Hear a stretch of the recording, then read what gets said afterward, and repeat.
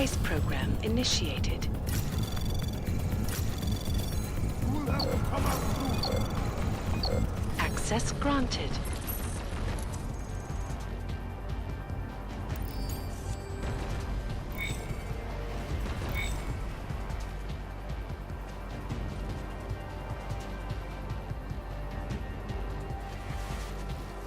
I'm getting real tired of this Adam James.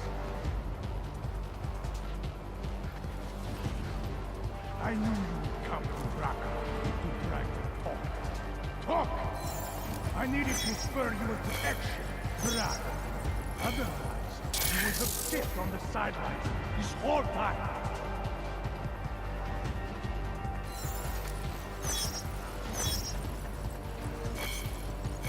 Let's make this fast.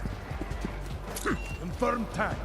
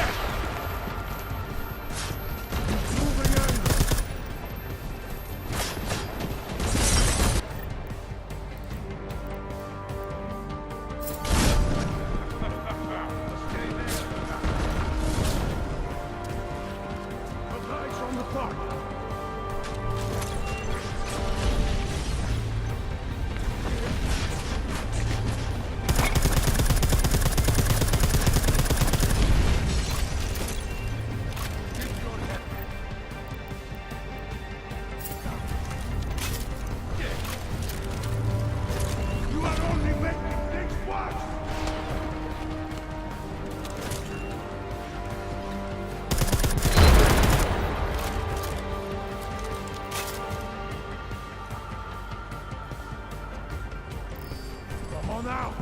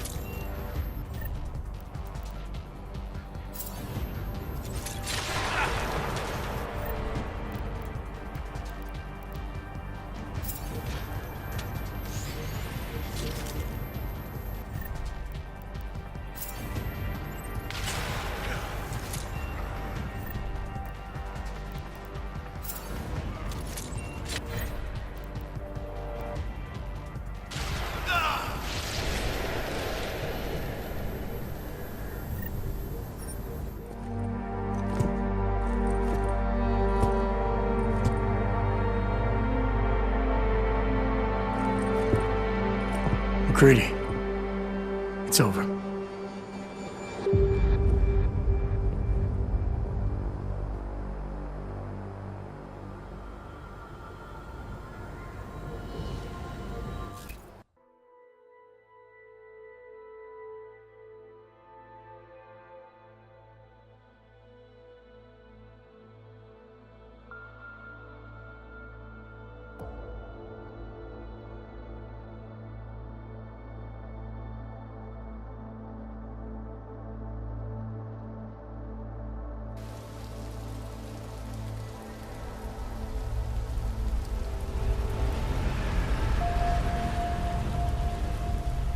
Santo CEO Nathaniel Brown took to the stage today to praise Interpol and Tarvis security services for thwarting what could have been a major terror attack during his Safe Harbor convention last week.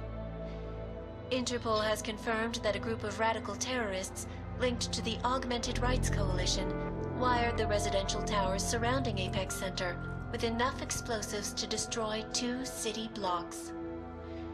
As shocking as that fact turns out to be, Brown had only this controversial opinion to give. We must not make rash decisions based on fear, nor should we allow a vocal minority to dictate our future. The Human Restoration Act is a perversion of all the United Nations stands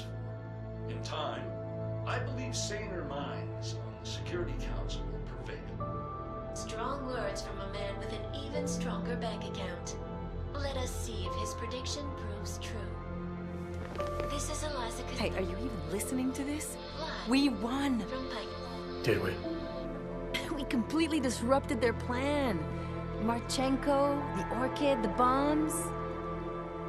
You've been under too long, man. Time to come up for air.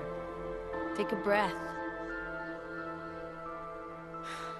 Janus messaged me last night, said Brown's been lobbying like a champ. He and the people you saved know the act isn't a solution. Picus will talk around it as long as they can, but that thing is finished. Janus always seems to have the inside track. Except when it really matters. Miller, right? I'm sorry, Adam. I really did think he was working for the Illuminati. For a while, we both did. By the time I realized he was innocent. We can't change the past. We have to keep going. What are you thinking? How many more plans do they have in motion? How many more soldiers like Marchenko are waiting for the call? Don't call him a soldier. He was a thug, man. Soldiers have a code of honor. Soldiers follow orders, too. He was prepared to obey his, no matter the consequences. Sounds like you're sorry he's dead. He made his choice, I made mine. Regardless, we want the men behind him. Behind the Human Restoration Act. The ones still out there in the shadows. It's time for me to start pulling them into the light. Well, now we got names. Manderley and Page. The collective won't stop until we bring these guys down. Yeah? Well, there's one more name I want to put a face to. Janus. So that's what you've been chewing on. Look, I'll try, Adam, but I already told you he doesn't like meetings that aren't on his terms. Then give him a choice. Either he sets up a meeting, face to face, or I find him myself. I think it's high time we met the man behind the mask, Alex. Don't you? This report just in. Law enforcement officials in Prague have tracked down and captured the bomb maker, whose deadly explosive devices claimed the lives of dozens of innocent travelers earlier this week. The woman, an ex-army demolition specialist named Allison Stanek, appears to be a religious fanatic and leader of the tech cult group, Church of the Machine God. Police arrested her and several of her followers inside the cult's headquarters, following an extensive investigation. If you ask me, folks, that is some very good news indeed. A coroner's report released in Prague today offers shocking new insight into the death of Dr. Talis Rucker, former leader of the Augmented Rights Coalition. Apparently, the primary cause of the doctor's death was the exceedingly high level of alcohol found in his system. No other toxins were present, nor were there signs of any suspicious activity. Sources close to Rucker tell me he had been struggling with alcoholism ever since becoming a public figure. I am sure I do not need to remind you folks that the organization he founded, the Augmented Rights Coalition, has been linked to last week's horrifying terror attack in London. It seems not so long ago that Dr. Talis Rucker was on this very program, trying to convince all of us that his Augmented Rights Coalition was a non-violent organization. Today, of course, we are all a little bit wiser. It did not take long for ARC to reveal its true colors once Dr. Rucker was dead. Since last week's attack, the United Nations has officially labeled ARC a terrorist organization. As we speak, brave state police officers in the Czech Republic are raiding ARC-controlled compounds inside the Udalek complex. Here is an example of the defiance they are encountering. This is where you have it all wrong. Wrong. ARC was framed. You people, you don't see, you don't realize that Viktor Marchenko was not ARC. He was trying to kill ARC, kill the cause. But he has failed. We are strong, we are innocent, and we will not be used as pawns by rich, scared men who want to make us less than human. I am sorry, young man, but methinks thou doth protest too much. The Diwali criminal organization is under intense scrutiny this evening for their role in the London attack. Evidence uncovered by Interpol indicates that high-ranking members of the chapter in Prague supplied weapons and logistical support to ARC terrorists. Among Among those being sought for questioning is Otar Botkavelli, leader of the Diwali's Prague chapter. Sources close to Botkavelli tell me he has only recently assumed this role and should not be held accountable for past mistakes. I do not know, folks. Is this really the face of a man we can trust? Join the online discussion and let us know what you think.